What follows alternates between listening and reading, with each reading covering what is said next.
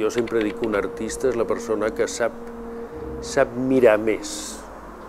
Ho dic en el sentit que és més observador, o sigui, mira les coses i possiblement es pregunta per què li agrada una cosa, o sigui, no solament mirar-t'ho i dir, m'agrada, arribes al fons de dir què és el que m'agrada, el contrast, el rapport de la curva i la recta, tot això és el que et fa fer un procés creatiu i a partir d'aquí una vegada tens més o menys el dibuix o la maqueta o a vegades sense ni dibuix ni maqueta, o sigui, improvisant sobre la pedra. Si fa ganyota, diguem-ne, no és bonic, té que tenir una línia segura, i quan canvia de pla, o sigui, els rodons, doncs el mateix, fer-la curvar tot ella,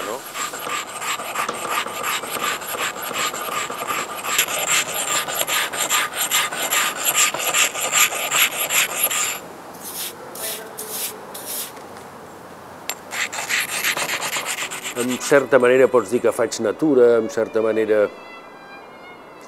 un llenguatge críptic, no sé definir-t'ho. Prefereixo que la persona que ho vegi s'ho plantegi i jutgi si ha servit per alguna cosa, si no ha servit per alguna cosa, si porta un missatge dintre.